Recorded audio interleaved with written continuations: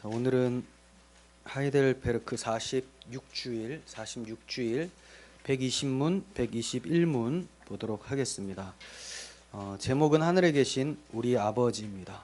하늘에 계신 우리 아버지.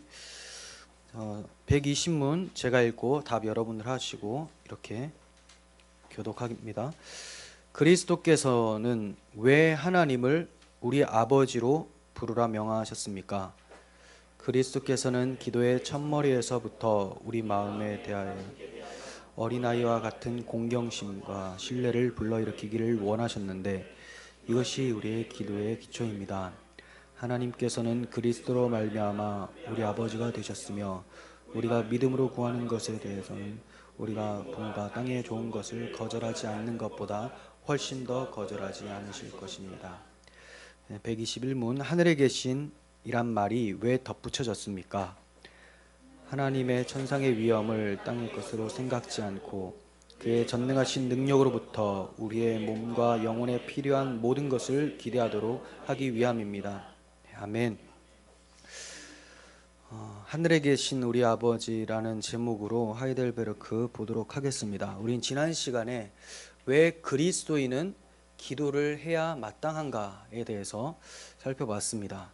핵심은 하나님께 받은 은혜가 있는데 그 받은 은혜를 감사하려면 기도가 중요한 부분이 된다라는 거죠.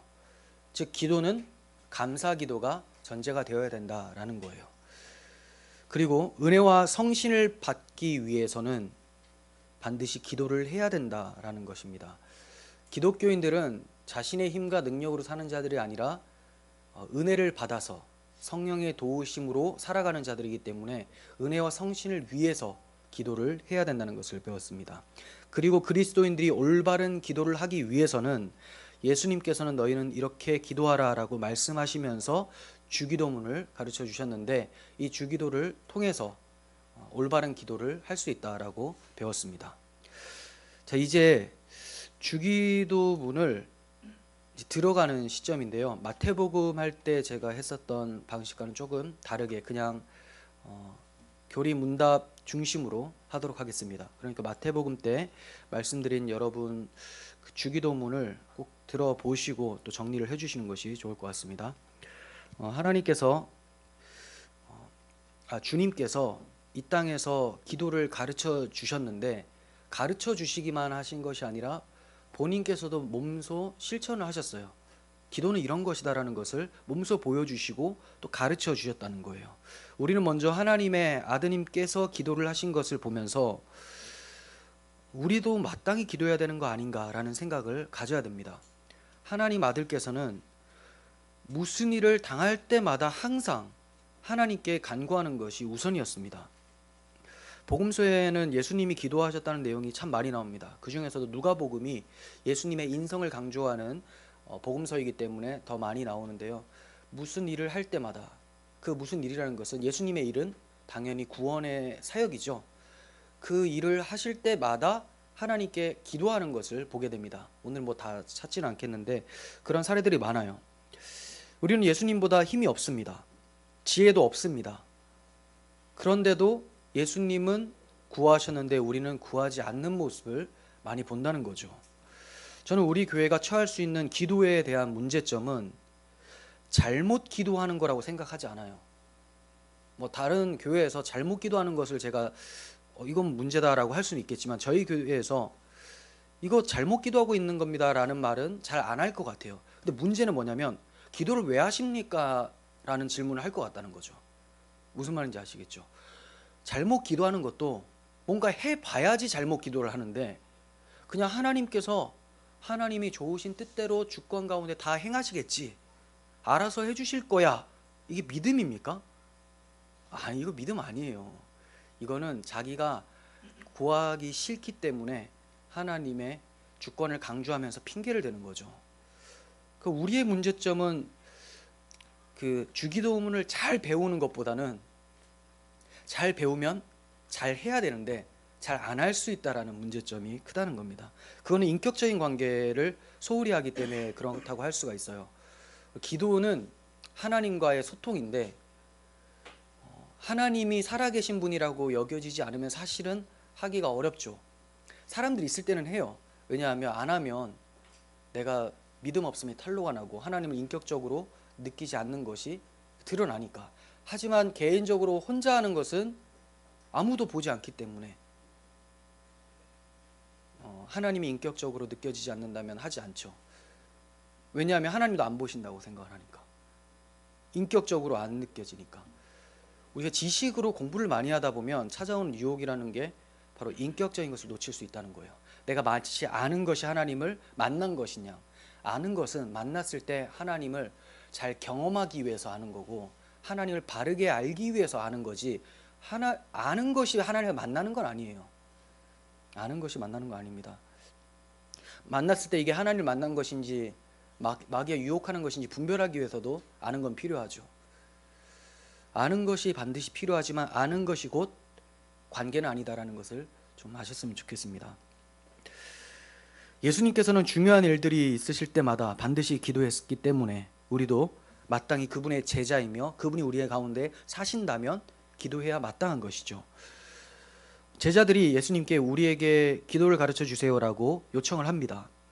그래서 주님은 너희는 이렇게 기도하라라고 말씀하시면서 주기도를 시작을 하십니다.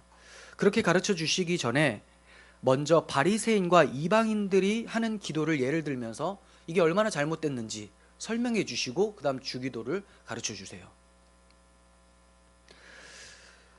그러므로 우리가 이방인이나 바리새인들이 하는 기도의 잘못된 점을 잘 알고 있어야지 그러한 길로 행하지 않겠죠. 주기도도 잘 알아야 되지만, 올바른 기도도 알아야 되지만 잘못된 기도도 바르게 분별할 수 있어야 됩니다. 그러면 잘못된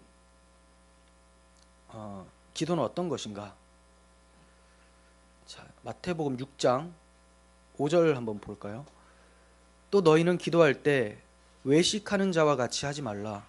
그들은 사람에게 보이려고 회당과 큰 거리 어귀에서 서서 기도하기를 좋아하느니라. 내가 진실로 너희에게 이르노니 그들은 자기 상을 이미 받았느니라. 지금 5절은 누구에 대한 표현일까요? 바리새인들, 유대 교사들을 얘기를 하는 것이죠. 그들이 이렇게 나와서 하는 것은 물론 기도를 하도 안 하고 있었던 시점이기도 했습니다.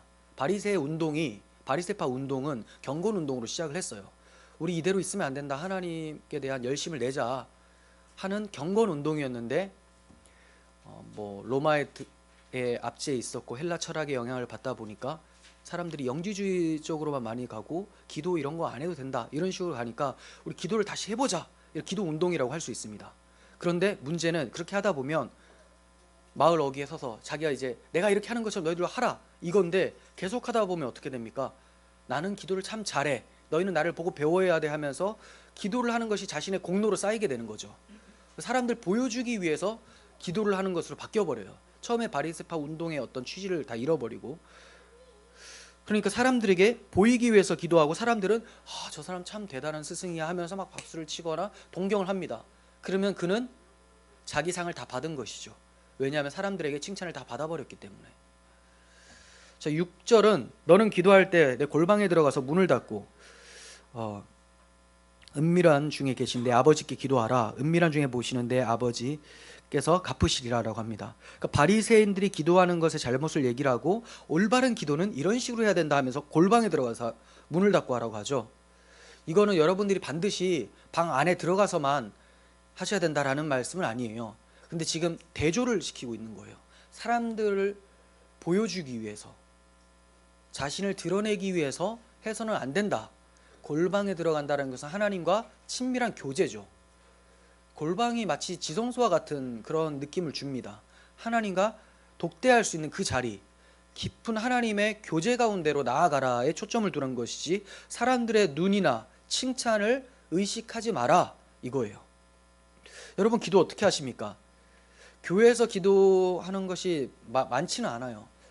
교회에서는 그래도 뜨겁게 하면서 집에 가셔서는 입도 뻥긋 안 하신다면 바리새인의 기도와 큰 차이를 느낄 수가 없겠죠. 하나님께서는 교제를 위해서 기도하라고 하시는 것이지 우리에게 뭔가를 많이 요구하면 요구할수록 너의 공로가 쌓인다. 기도한 양이 쌓이기 때문에 내가 상을 주겠다. 이런 식으로 기도를 요구하시는 분이 아닙니다. 교제예요, 교제. 하나님이 우리를 구원하신 것은 우리와 교제하고 사랑을 나누시고 사랑에 대한 감사를 받기 위함이죠. 이것이 바로 에덴 동산의 창조 목적임과 동시에 그리고 우리를 구원하신 하나님의 목적이기도 합니다.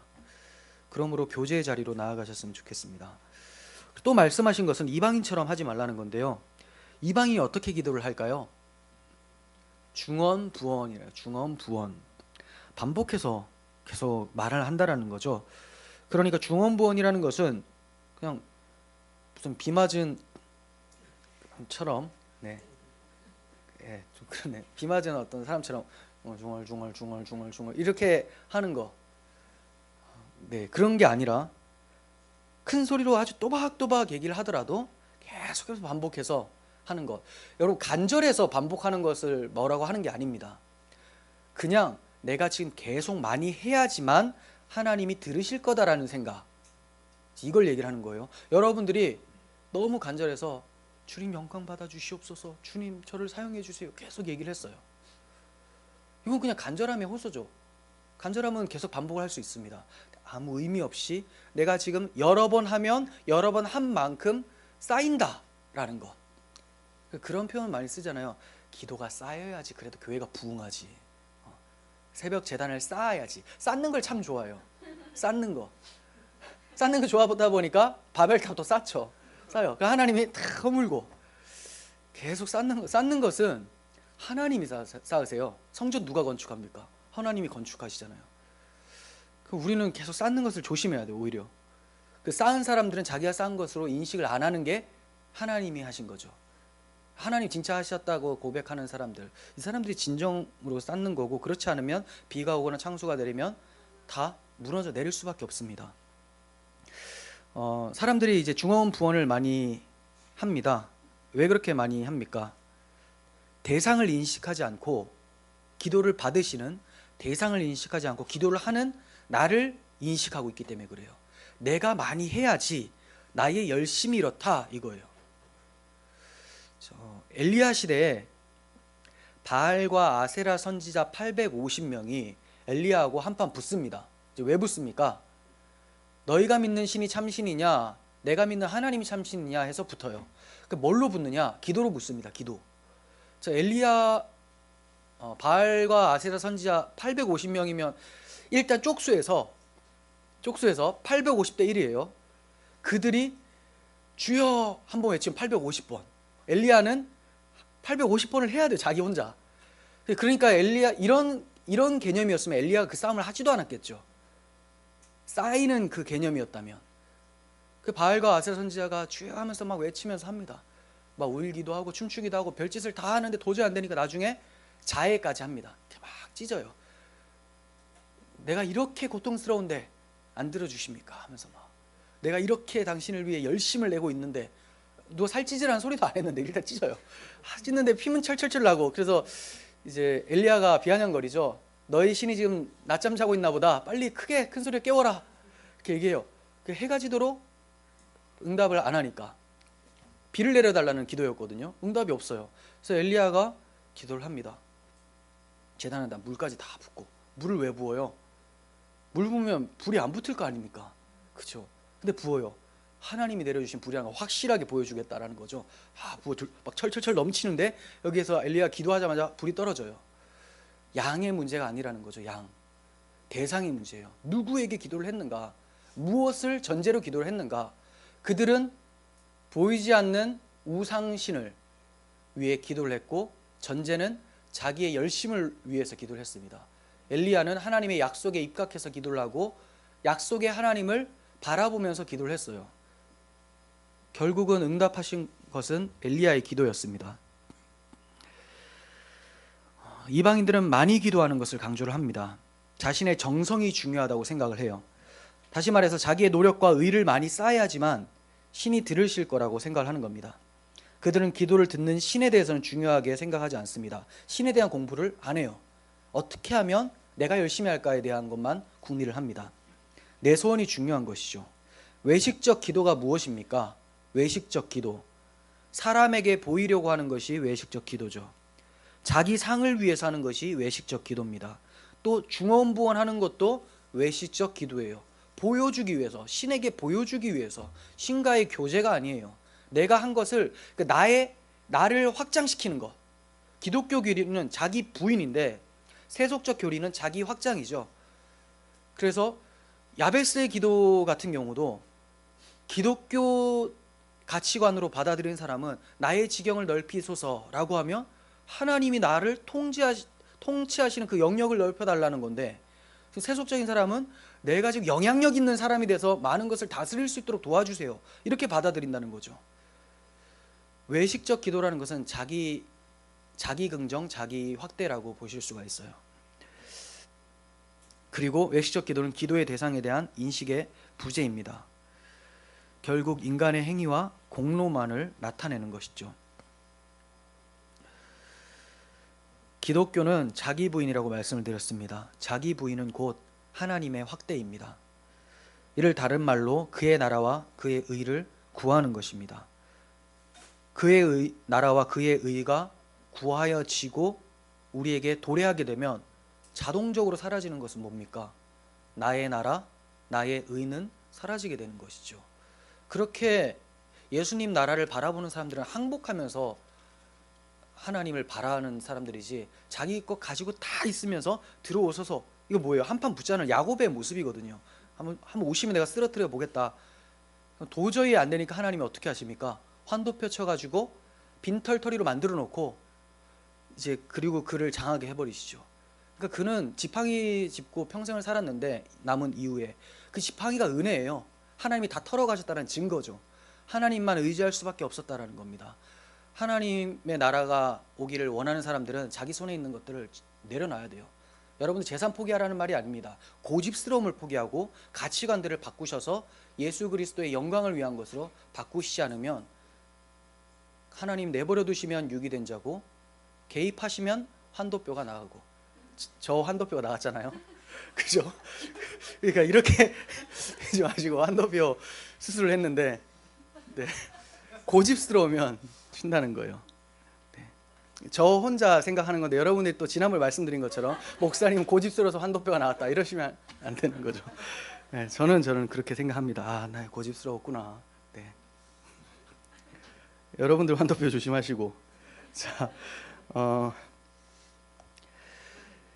그러면 이제 우리 주기도문을 좀 이제 살펴볼 텐데, 올바른 기도, 이방인이나 바리새인들이 정말 잘못된 기도를 드렸으니까 올바른 기도는 뭐냐, 이걸 좀 볼 거예요.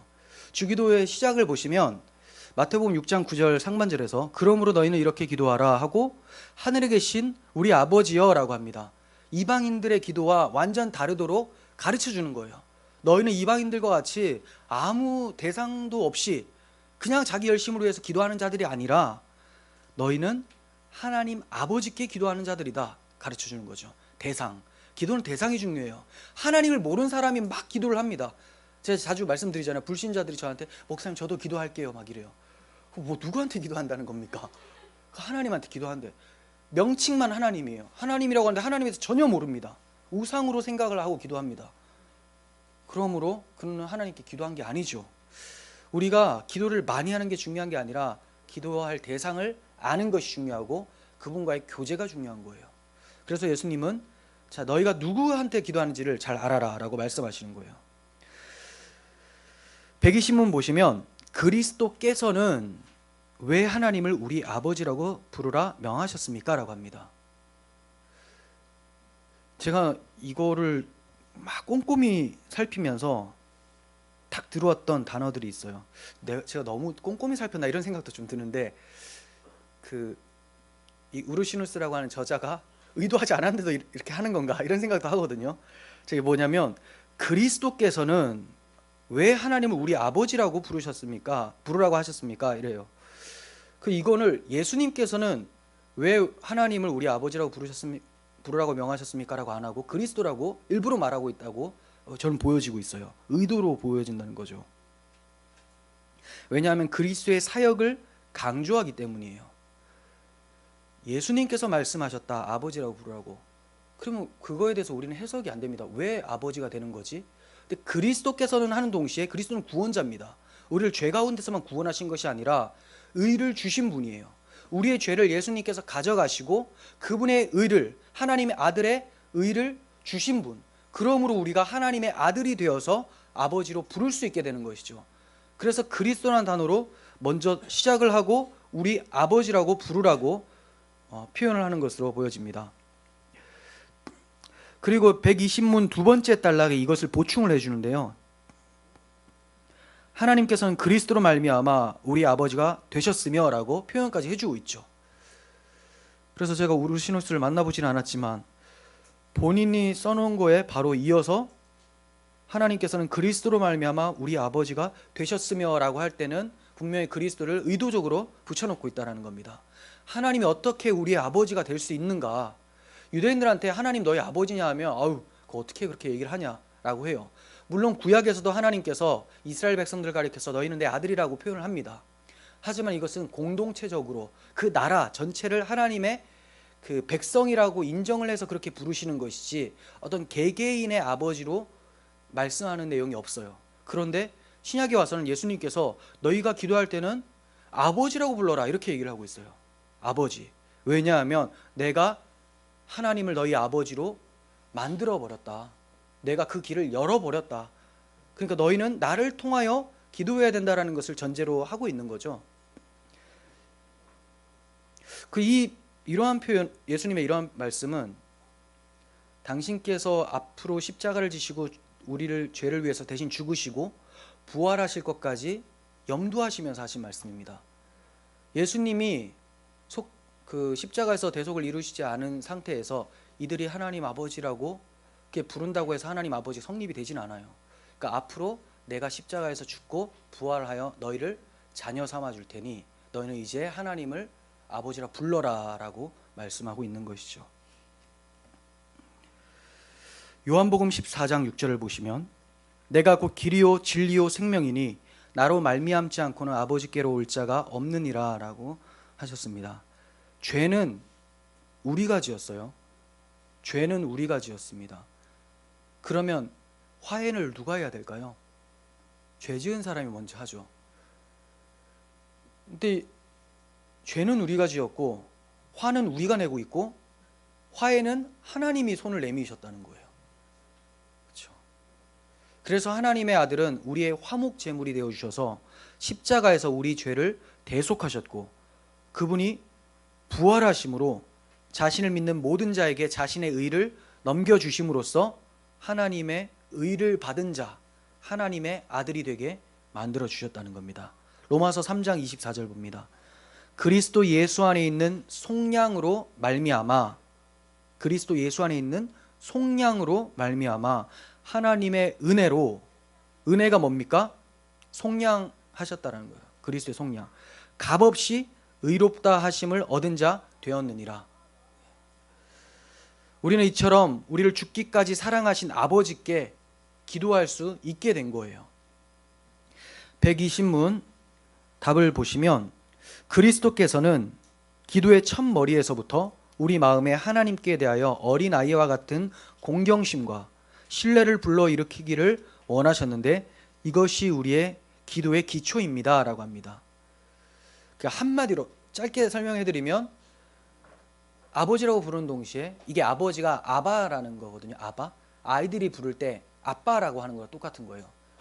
아버님 이런 게 아니라 친근감 있게 아빠. 그러니까 부르는 동시에 아까 예수 그리스도를 통하여서 우리 아빠가 되셨고 아빠라고 하는 동시에 내가 너무 어린아이가 같이 돼버리죠.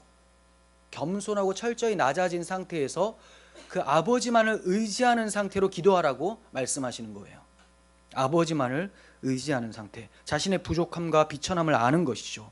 동시에 하나님이 누구신지를 아는 것이죠. 그래서 전적으로 의지하면서 메어 달리게 돼요. 아이들이 부모 없이 뭔가를 할 수 없는 것처럼 말입니다.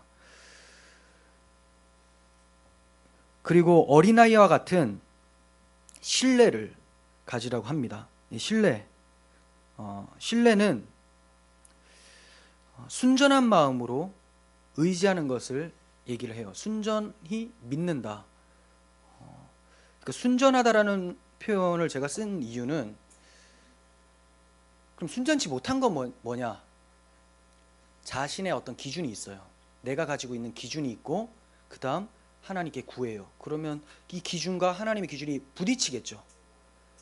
그러면서 이제 생각하면서 이걸 내려놓아야 되냐 말아야 되냐 이런 생각을 하게 되고, 기도하면서 충돌도 일어나요.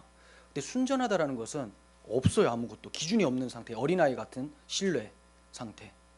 어린아이들은 기준이 없습니다. 그래서 이거는 이거야 하면 이러지, 그게 왜 그렇게 됩니까? 라고 안 해요. 기존에 들어가 있는 개념이 없기 때문에 텅텅 비우라는 거죠. 하나님이 말씀하시는 것으로 기준을 세워야지, 이전에 있었던 기준은 허물라는 거예요. 없는 것으로 여겨라. 우리가 기도하면서 왜 하나님께 불평과 원망 이런 게 찾아옵니까? 왜 답답함이 찾아옵니까? 다 우리 기준 때문에 그래요.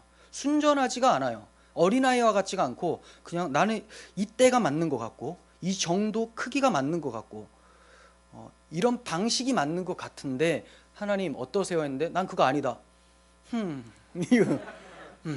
하면서 그래, 그래도 내가 순종해야지. 마치 그것이, 그렇게 순종하는 것이 대단한 일이냐? 그 당연히 없이 나와야 되는데, 가지고 와서 무너뜨리는 주제에 처음부터 안 가지고 오면 되는데, 가지고 놓고 그래도 하나님, 제가 이번에는 하나님의 말씀을 듣습니다.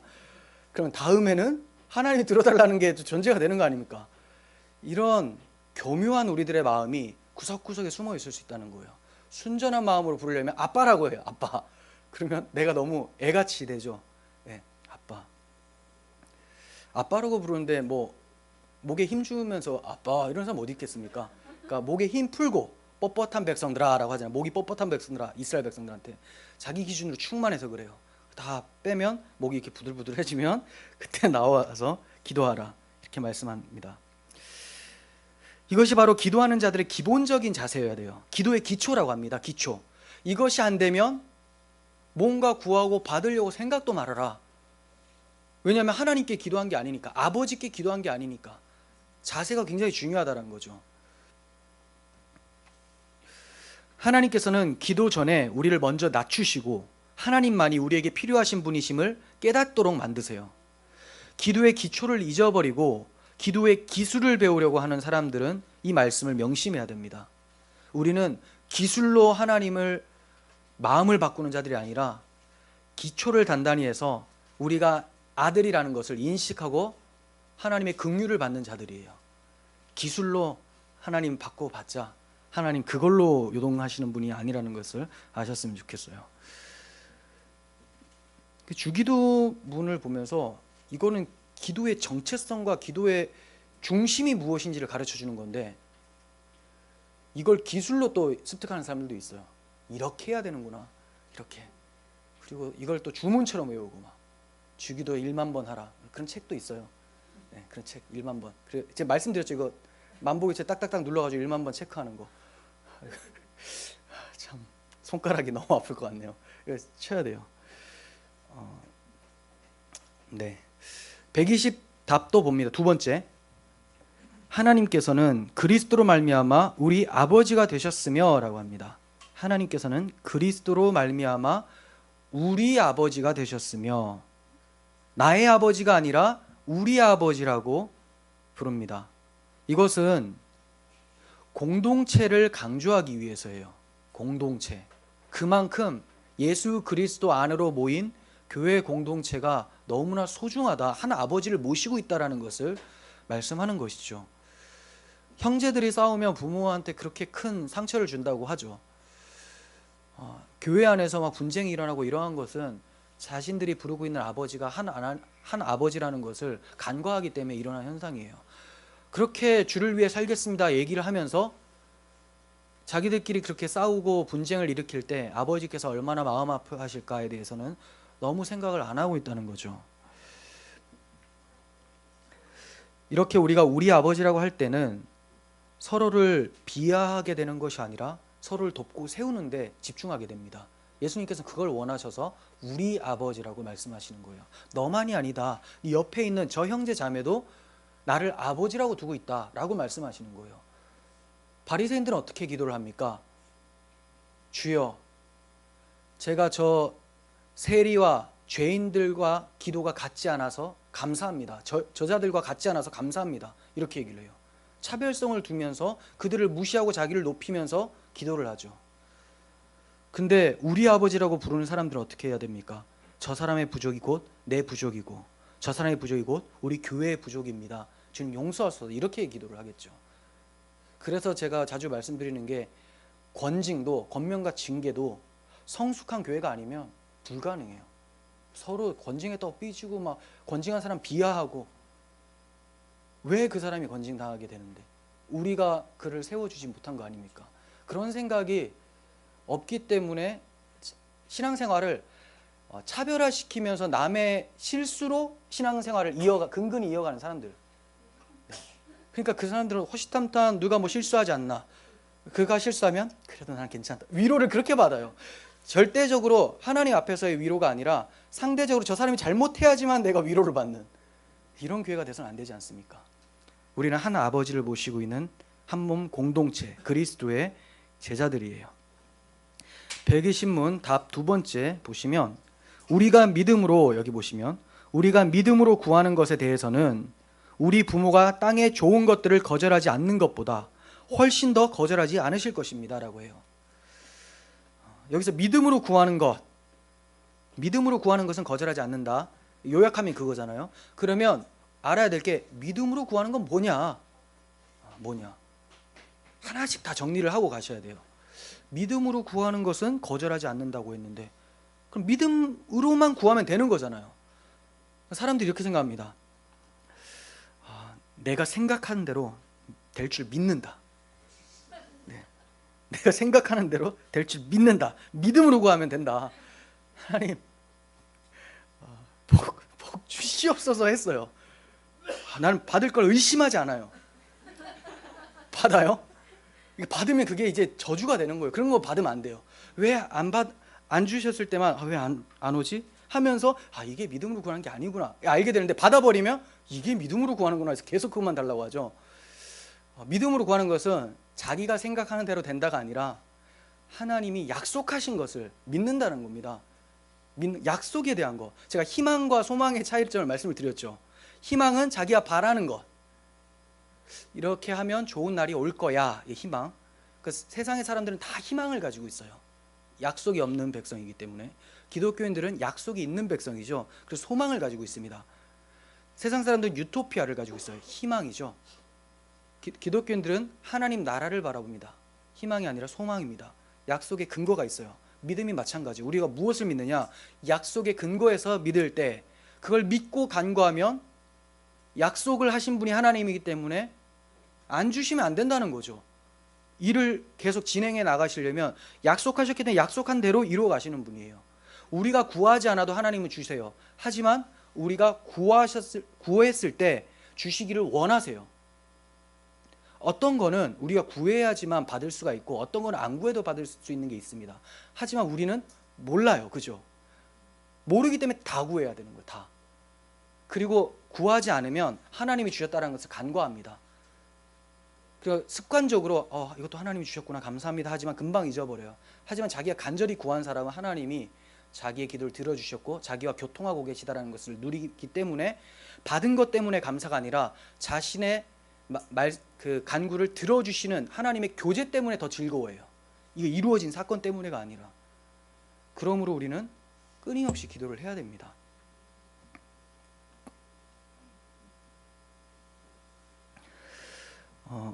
그리고 여기 보시면 우리 부모보다 훨씬 더 거절하지 않으실 것, 이렇게 얘기를 하시죠. 부모님이 좋은 것을 거절하실 이유는 없죠. 자녀에게 너무 좋은 게 있어요. 그럼 부모는 좋은 걸 줍니다. 안 주게 된다면 이유는 하나밖에 없을 것 같아요. 능력이 안 돼서. 능력. 마음은 원인데 육신의 연약함으로 못 주는 거죠. 나쁜 거라면 안 주죠. 절대 안 줘요. 뭐 너무 뗐으면 나쁜 것도 한 번씩 줄 때가 있어요. 너무 뗐으니까. 근데 좋은 거는 주고 싶어서 말 안 해도 주고 싶은데 달라고 하면 거절하겠습니까? 다 준다는 거예요. 능력만 되면. 근데 이 부모님은 능력이 안 될 수가 있지만 하늘 아버지께서는 능력이 충만하시고 좋은 것을 주길 원하신다면 우리가 하나님이 우리에게 주시고자 하는 좋은 것들을 구하면 반드시 받죠. 반드시 받습니다. 그리고 그 좋은 것이 또 뭐냐? 그렇죠? 그 좋은 것이 뭡니까? 예수님께서 누가복음에서는 너희에게 마태복음에서는 너희에게 좋은 것을 주시지 않겠느냐라고 말씀하셨는데 누가복음에서는 주의 성령을 주시지 않겠느냐라고 하죠. 꼭 성령으로 국한할 필요는 없습니다. 핵심은 성령이에요. 하지만 성령으로부터 오는 영적인 은혜들, 하나님을 더욱더 바라보고 그분을 누릴 수 있는 것들이 하나님으로부터 주어진다라고까지 확장시켜서 설명할 수도 있습니다. 하나님은 이렇게 우리에게 주시기를 원하시고 오히려 기다리고 계세요. 말만 해라, 내가 주겠다. 그러니까 우리가 은혜 받지 못하고 성령의 충만을 받지 못하는 이유는 사실상 안 구해서 그러는 거예요. 안 구해서. 전 그래도 구하는데요. 잘 한번 생각해 보십시오.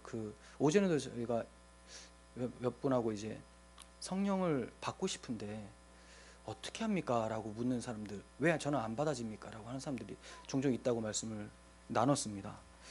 근데 자기도 그렇게 받으면 좋다라는 것을 머리로는 알아요. 그렇지만 기도도 한다고 하지만 잘 안 돼요. 왜 그러냐면 사실 그렇게 받고 싶은 마음이 없기 때문에 그래요. 중요한 거는 받으면 좋다고 하니까 받았으면 좋겠는데 저 성령이 없어도 지금까지 그냥 살았거든요. 성령 충만이 없어도.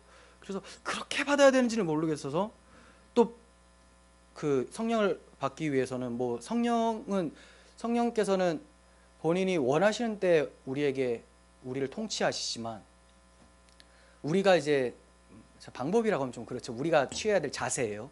자세는 항상 간절히 사모하고 있을 때 성령께서 거하기를 기뻐하시지 그 안에 죄를 쫙 가지고 있고 막 손에 덕지덕지 다 가지고 있는 상태에서 오세요.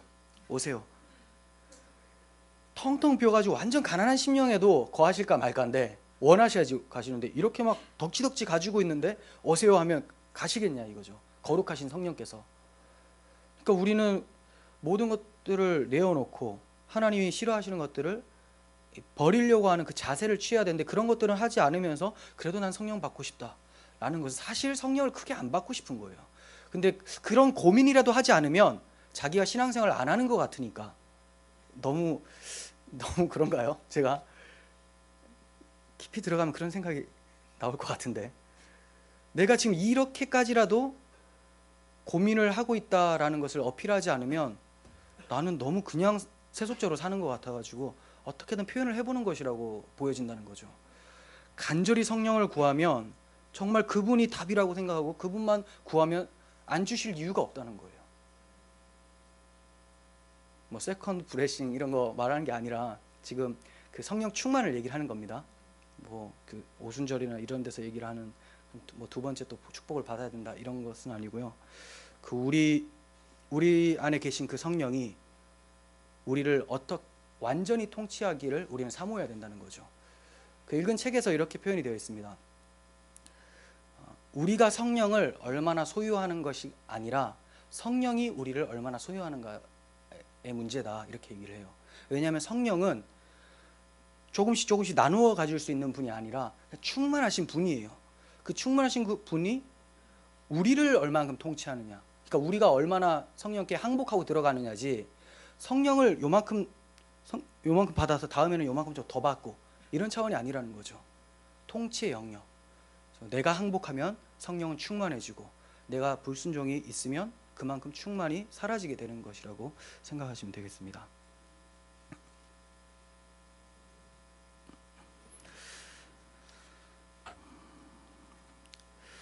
우리 아버지 하나님께서는 능력이 있으시고 약속까지 해주셨기 때문에 반드시 믿음으로 구하는 자녀에게는 주실 거예요. 이 점을 121문 두 번째 답에서 살펴볼 수가 있습니다.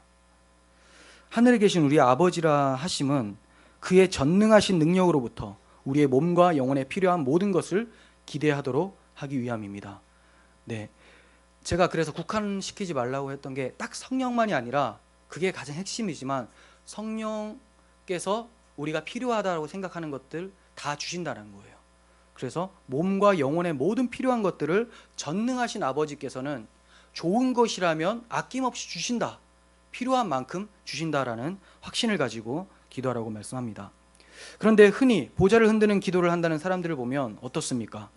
마치 하나님이 인색하고 무능한 채무자처럼 본다는 거죠. 하나님이 인색한 분으로 생각해요. 보좌를 흔드는 기도 많이 들어보셨죠? 보좌를 흔들면 어지럽잖아요. 그렇죠?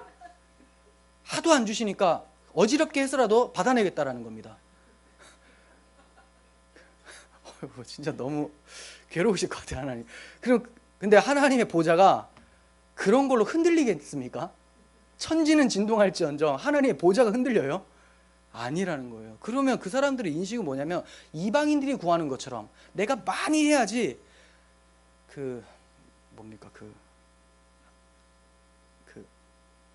하늘도 갑자기 생각이 안 나네. 하늘도 지성이면 감천. 갑자기 지성이면 감천이라고 이방인들은 그래요. 내가 막 지극정성으로 하면 하늘이 감동을 받아준다. 원래 안 주고 싶은데 너무 힘드네. 그래 알았어. 이렇게 준다는 거예요. 마태복음 6장 30절 보세요. 오늘 있다가 내일 아궁이에 던져지는 들풀도 하나님이 이렇게 입히시거든 하물며 너희일까 보냐 믿음이 작은 자들아. 이거 요나 생각납니다. 요나가 머리 위에 뭡니까 이거 박넝쿨 이것도 아끼는데 내가 12만 명 되는 그 사람들을 아끼지 않겠느냐라고 하셨던 것처럼 박넝쿨도 아끼는 우리인데 하나님께서 들풀도 지금 입히시고 보존하시는데 우리를 보존 안 할까 이렇게 말씀하시죠. 그리고 마태복음 7장 9절 너희 중에 누가 아들이 떡을 달라고 하면 돌을 주겠느냐 생선을 달라고 하는데 뱀을 줄 사람이 있겠느냐 너희가 악한 자라도 이걸 생각하셔야 돼요. 악한 자라도라는 것은 하나님은 악하지 않은데 악한 자도 좋은 것을 자식에게 줄 줄 알거든 하물며 중요한 단어입니다. 하물며 이런데 하물며 하늘에 계신 너희 아버지께서 구하는 자에게 좋은 것으로 주시지 않겠느냐. 그러니까 하나님 앞에 따내기 위해서 발버둥치라는 게 아닙니다. 그냥 하나님과의 교제를 위해서 필요한 것들을 얘기하면서 대화를 하다 보면 필요한 거 알아서 그냥 막 주신다 이거예요. 알아서 필요한 거 막 주신다고 하면 또 자기 생각으로 해요. 하나님이 필요하다 생각되는 거 하물며 하나님께서 누가복음 18장 한번 찾아볼까요? 잘 아시는 표현 내용인데요. 여기에 불의한 재판장이 나옵니다. 불의한 재판장 이야기인데 18장 1절에서 8절까지인데요. 오늘날 하나님을 설득해서 하나님을 괴롭혀서 하나님을 감동시켜서 다 똑같은 말입니다. 그렇게 해서 뭔가를 따내려고 하는 사람들은 하나님을 여기에 나오는 불의한 재판장 정도로 인식하고 있기 때문이에요. 한번 보겠습니다. 예수께서 그들에게 항상 기도하고 낙심하지 말아야 할 것을 비유로 말씀하여 이르시되 어떤 도시에 하나님을 두려워하지 않고 사람을 무시하는 한 재판장이 있는데 얼마나 최악의 재판장입니까? 그죠? 위정자들은 하나님을 두려워해야 되게 마땅하죠. 근데 하나님을 두려워하지 않아요. 그 도시에 한 과부가 있어 자주 그에게 가서 내 원수에 대한 나의 원한을 풀어주소서 하되 그가 얼마 동안 듣지 아니하다가 후에 속으로 생각하되 내가 하나님을 두려워하지 않고 사람을 무시하나 이 과부가 나를 번거롭게 하니 내가 그 원한을 풀어주리라. 그렇지 않으면 늘 와서 나를 괴롭히게 하리라 하였느니라. 주께서 또 이르시되 불의한 재판장이 말한 것을 들으라. 자, 얘가 뭐라고 말했냐 잘 들어봐라. 풀어주겠다고 했지 않느냐. 하물며 하나님께서 그 밤낮 부르짖는 택하신 자들의 원한을 풀어주지 아니하시겠느냐. 그들에게 오래 참으시겠느냐. 내가 너희에게 이르노니 속히 그 원한을 풀어주시리라. 그러나 인자가 올 때 세상에서 믿음을 보겠느냐라고 합니다. 그 무슨 말입니까? 하물며라는 것은 저렇게 악한 자도 귀찮아서라도 해주는데 하나님이 너희한테 귀찮아서 해주시겠느냐. 준비하고 있다가 주시는 거지. 근데 이거를 뒤에는 하물며는 안 보고 앞에만 딱 보고 하나님이 이런 분 불의한 재판장. 그래서 아주 귀찮게 해드려야 되겠다. 이건 정말 잘못됐죠. 그래서 예수님께서 속히 원한을 풀어주겠다, 응답해주겠다라고 하시는데 문제는 인자가 올 때 세상에서 믿음을 보겠느냐는 거예요. 인자가 올 때. 저는 이걸 좀 묵상하면서 인자가 올 때라고 했습니다. 올 때. 어떤 때가 있다는 거죠. 그 때는 하나님이 정하신 때예요. 내가 원하는 때가 아니에요. 인자가 올 때는 예수님도 하나님의 권한에 맡겨버렸어요. 너희가 알 바가 아니다 라고 했어요. 그때. 문제는 그때까지 믿음을 가진 자가 있을까 하는 거예요. 자신의 때에 자신의 방법으로 이루어 달라는 사람들이 많다는 거예요. 기도를 하다가도 안 되면 아니네, 이렇게 아니네. 믿음을 보겠느냐? 내가 올 때 되면 다 자기 때에 안 이루어지니까 그게 다 놓겠구나. 순전한 믿음이 아니죠. 어린아이와 같은 신뢰가 아니라는 거예요. 그냥 계속 바라야 되는데 그분의 때를 바라보면서 그렇게 하지 않아요. 하나님을 바르게 한다면 이러한 믿음 없음으로 행하지 않을 거예요. 하나님은 우리 부모님들보다 더욱 응답하시는 우리의 아버지십니다. 121문 봅니다. 하늘에 계신이라는 말을 왜 붙였습니까? 하나님의 천상의 위엄을 땅의 것으로 생각하지 않고 그의 전능하신 능력으로부터 우리의 몸과 영혼에 필요한 모든 것을 기대하도록 하기 위함입니다. 자, 하늘에 계신 이걸 붙였는데요. 하나님은 우리 아버지인 동시에 하늘에 계신 분이세요. 그렇죠? 아빠라고 할 때 굉장히 친근한 것을 나타내지만 예수님께서는 하나님을 하늘에 계신 분이라고도 동시에 말씀해 주세요. 그러니까 친근하게만 생각해서 겸손하거나 경외함 없이 함부로 나가지 말라는 거죠. 그리고 자기가 땅에 속해 있으니 땅에 속한 정도의 아버지라고 생각하지 말라는 거예요. 세속적으로 생각하지 말고 한계를 두지 말고 그리고 겸손함으로 경외함으로 나아가라. 이렇게 말씀하기 위해서 하늘에 계신이라고 얘기를 합니다. 피조물인 우리는 근본적으로 하나님과 다릅니다. 하나님은 하늘에 계시죠. 우리는 땅에 있는 존재예요. 이처럼 하나님은 우리와 근본적인 차이가 있으신 분이시지만 동시에 그리스도로 인해서 우리의 아버지가 되셨음을 알려주고 계시는 거예요. 그래서 우리가 하늘에 계신 우리 아버지라고 기도할 때는 어떻게 나의 아버지가 되셨나? 너무 감사하다. 그리고 친근하게 나아가지만 그분은 온 우주의 통치자시다라는 것을 기억하고 감격스러운 마음과 또 경외하는 마음으로 그렇게 간구하시라고 말씀하는 겁니다.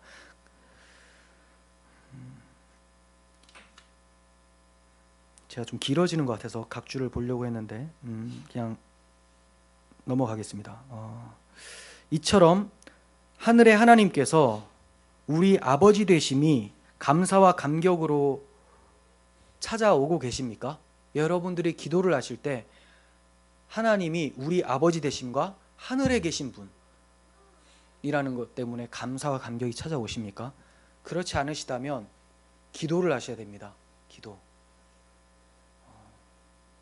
성경도 보셔야죠. 하지만 기도도 같이 하십시오. 성경을 보면 하나님 어떤 분인지는 아는데 감격함이 없어요. 기도를 안 하면 묵상을 안 하기 때문에 지식적으로 엄청나신 분이구나. 끝. 그게 끝이에요. 근데 엄청나신 분임을 알았으면 묵상을 해보면 주 하나님 지으신 모든 세계 내 마음속에 그리워 볼 때 하늘의 배 울려 퍼진 내성 주님의 영광 권능 우주에 찼네. 우주에 찬 것처럼 자신의 마음에도 막 차야 되거든요. 머리로만 탁 하니까 안 돼요. 그래서 기도하시라고 하는 겁니다. 성령을 구하십시오. 성령님께서 우리를 만나주시면 그분이 하나님이 얼마나 큰지를 나타내세요.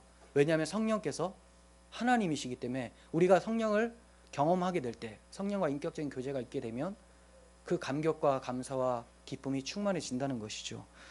우리는 마땅히 기도할 바를 알지 못합니다. 그러나 성령께서는 말할 수 없는 탄식으로 우리를 위하여 간구하시는 분이세요. 그러므로 하나님께 나아가고자 하는 분들은 기도하시면서 성령의 충만함을 구하시고 하나님을 찾으시길 바랍니다.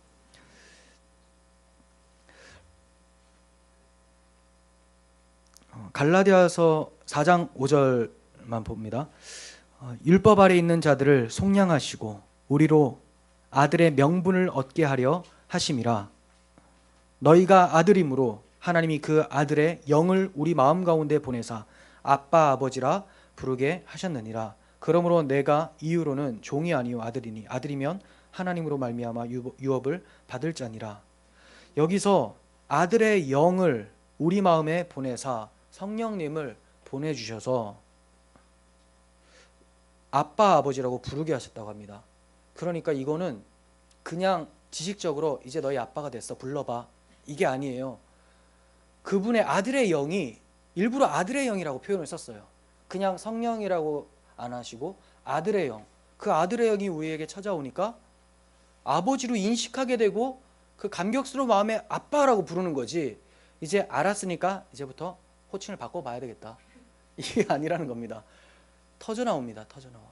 그리고 아버지라고 인식이 잘 안 되면 성령을 구하시고 성령께서 우리에게 그 아들의 영으로 충만하게 거하시면 우리는 아빠 아버지라고 부르고 우리가 하나님 아들됨 때문에 세상에서 요동치 않는 그런 담대함을 가질 수 있게 되는 거예요.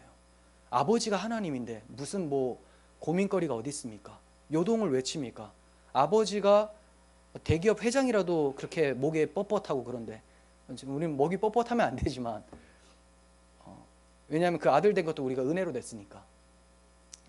대기업 회장의 아들들은 목이 뻣뻣하겠죠. 그냥 그럴 수 있습니다. 하지만 하나님의 자녀들은 목이 뻣뻣하지 않아요.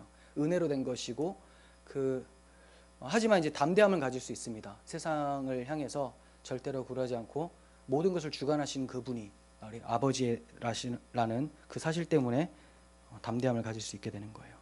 121문 봅니다. 두 번째 단락.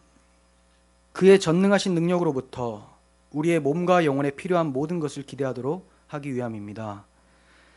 전능하신 능력으로부터 몸과 영혼에 필요한 모든 것을 기대하도록.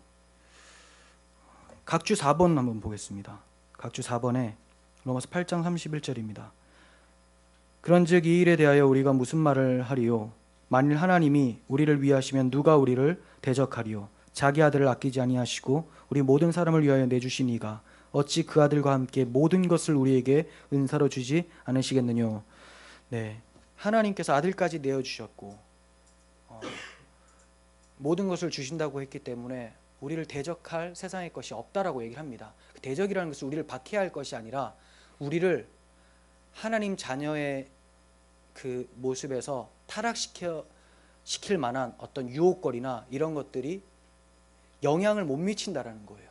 세상에 많은 유혹과 많은 박해가 있어도 이것이 우리를 하나님께로 나아가는데 가로막을 수 없다는 걸 얘기를 합니다. 왜냐하면 박해가 강할수록 아들을 내어주신 그 하나님께서는 우리에게 좋은 것들을 계속 쏟아 부어주시기 때문에 그 은혜로 인하여서 많은 유혹과 박해도 넉넉하게 이길 수 있다는 것을 얘기를 하는 겁니다.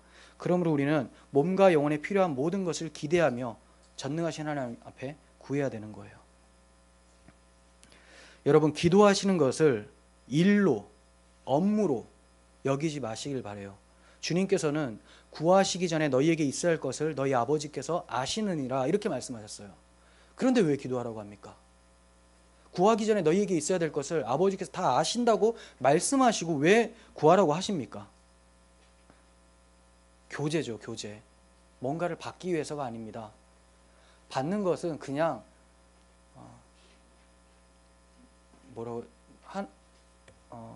결과죠. 그냥 결과. 교제했더니 아버지로부터 얻는 것이지 우리의 목적은 하나님과의 교제예요. 우리의 필요를 다 아시는 아버지, 그 아버지께서 기도하며 당신 앞으로 나아오라고 말씀하고 계십니다. 하나님은 우리와 교제하시기를 원하셔서 하나님의 아들을 십자가에 내어주시고 부활케 하셔서 또 우리에게 그 영을 부어주셔서 아들 되게 하셨어요. 이러한 우리 하나님과 하나님께 간절히 구하면서 성령을 의지하며 기도를 통해 깊은 교제가 있었으면 좋겠습니다. 기도하겠습니다. 하나님 아버지, 저희 기도하면서 하나님을 너무 묵상하지 않고 기도하는 경우가 참 많았습니다. 저희가 기도하는 대상이 하늘에 계신 하나님이시며 그 하나님이 우리의 아버지 되셨고 우리 공동체의 아버지 되셨음을 잊지 않고 간구하는 저희들 되게 하여 주시옵소서.